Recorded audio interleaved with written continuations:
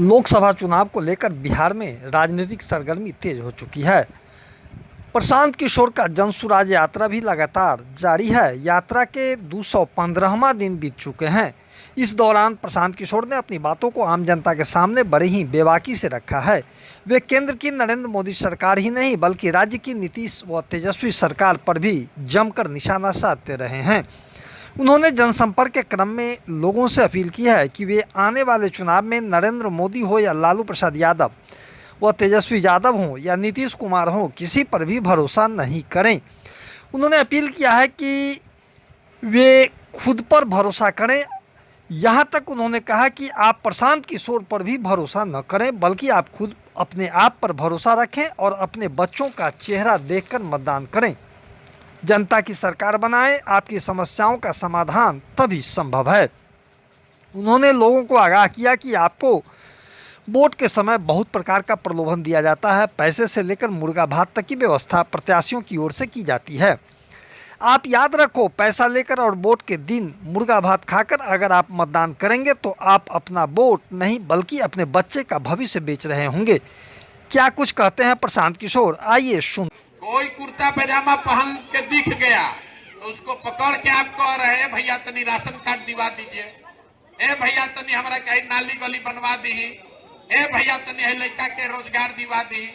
अरे आप भिखार हैं, आपको राजा बनाने का अधिकार है, लेकिन जिस दिन वोट देना है उस दिन 500 रुपया लेके वोट दे दीजिएगा।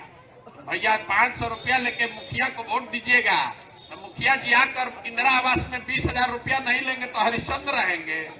तो यह वोट होता वो दिन तो मुर्गा भात बुझाता।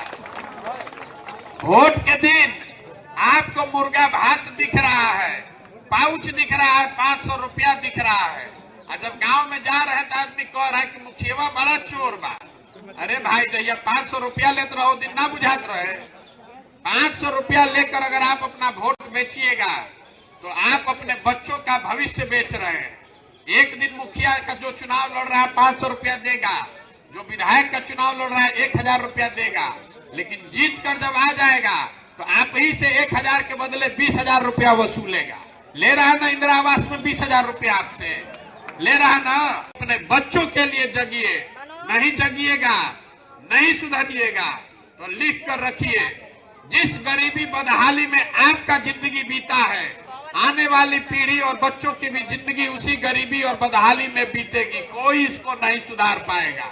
इसलिए संकल्प लीजिए कि आने वाले समय में जाति धर्म पर नहीं, नाली गली पर नहीं, 5 किलो अनाज मंदिर मस्जिद पर नहीं, अपने बच्चों का चेहरा देखकर वोट देंगे। अपने बच्चों के पढ़ाई और रोजगार के लिए वोट देंगे। जन सुराज इसका नाम है। नाम क्या है इसका? जन सुराज। सुराज मतलब सुंदर राज। किसका सुंदर राज? आपने तो सब पर दाव लगाकर देख लिया।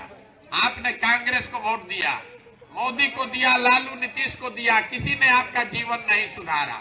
अब अगर प्रशांत किशोर को दीजिएगा तो प्रशांत किशोर भी आपको ठगेंगे। इसलिए प्रशांत किशोर पर भी भरोसा मत कीजिए, अपने आप पर भरोसा कीजिए।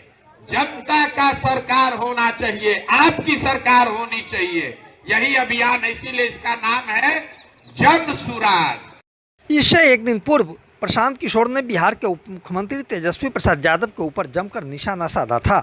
उन्होंने कहा था कि तेजस्वी प्रसाद यादव ने तो वादा किया था कि सरकार बनते ही पहली कैबिनेट में की बैठक में 10 लाख युवाओं को नौकरी दी जाएगी। प्रशांत किशोर ने निशाना साधते हुए कहा कि कहाँ गई 10 लाख नौकरियाँ। उन्होंने कटाक्ष करते हुए कहा कि क्या कैबिनेट की बैठक नहीं हो रही है या आपके कलम की स्याही सूख गई है। तेजस्वी यादव के बारे में उन्होंने कहा कि 10वीं फेल उप मुख्यमंत्री तेजस्वी प्रसाद यादव शायद अभी सिग्नेचर करना सीख रहे हैं। जब सिग्नेचर करना सीख जाएंगे तब शायद 10 लाख युवाओं को नौकरी मिल जाएगी। क्या कुछ कहते हैं प्रशांत किशोर, आइए यह भी सुनते हैं।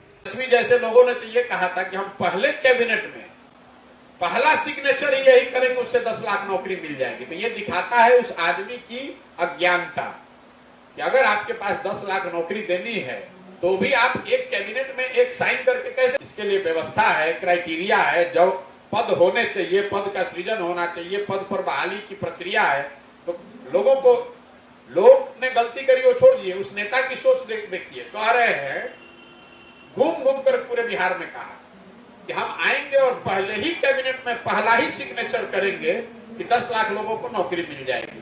तो मैं इसीलिए पूछ रहा हूं कि भैया अब कैबिनेट हो नहीं रही है कि कलम की स्याही सूख गई है कि कलम टूट गया है, आप बता दीजिए। तो जब आप 10वीं पास नहीं है, मुख्यमंत्री के लड़के होते हुए भी, तो आपको कलम चलाने कितना आता है वो तो इसी से दिख रहा है। तो शायद अभी सिग्नेचर करना सीख रहे हैं, जब सीखेंगे तो 10 लाख लड़कों को नौकरी मिल जाएगी।